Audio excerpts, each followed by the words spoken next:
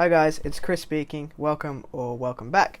Today's just going to be a short one, talking a little bit about my year in reverse and becoming more comfortable in transition, introducing myself because I haven't done that before, and having a look at 2020 going forward.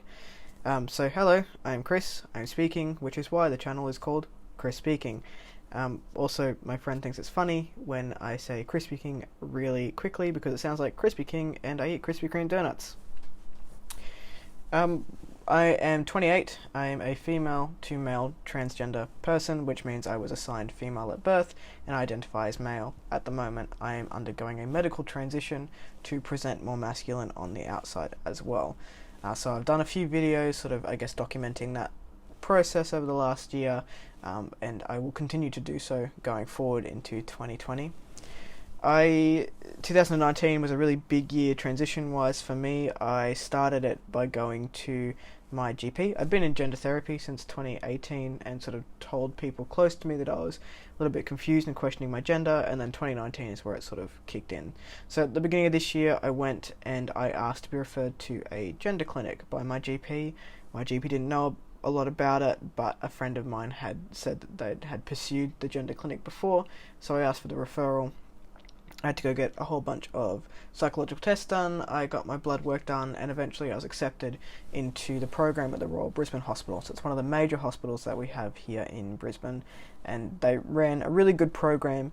It was very frustrating at the time because it felt like nothing was happening as fast as I wanted it to, but 3.5 months within that program, and it was sort of every 2 weeks. I initially saw a social worker, then I saw a psychologist for a few sessions, and then a psychiatrist signed me off on hormones, and then I went into a sexual health expert and ended up getting my T-script, which was a really big moment, and that happened in June of this year.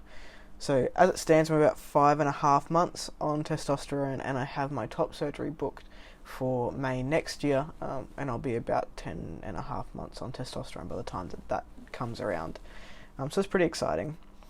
My goal for 2019 coming onto YouTube was just to let one other person know that it was okay to transition a little bit later in life. The only things I've really put onto this platform have been things that I think are worth talking about, speaking about my own journey. I also have a fiance who's been quite involved in my journey, and it doesn't just affect me, it does affect her, it affects my family, it affects my friends, and sort of trying to bring, I guess, their perspectives to the table as well, and having a chat and some dialogue about that.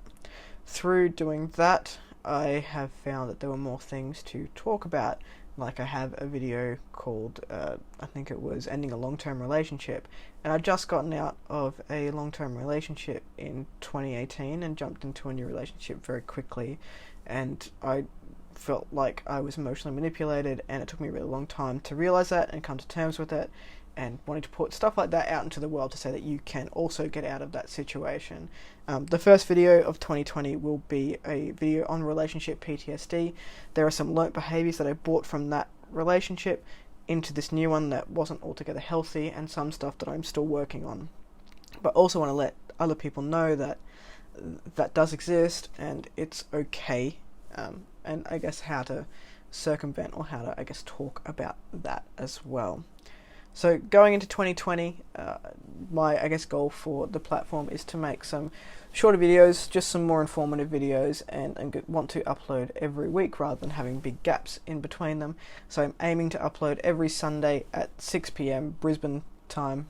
Wherever you are, you may have to look that up, about some stuff that I think is important to say. I've got about 20 ideas so far, so that's at least half the year done.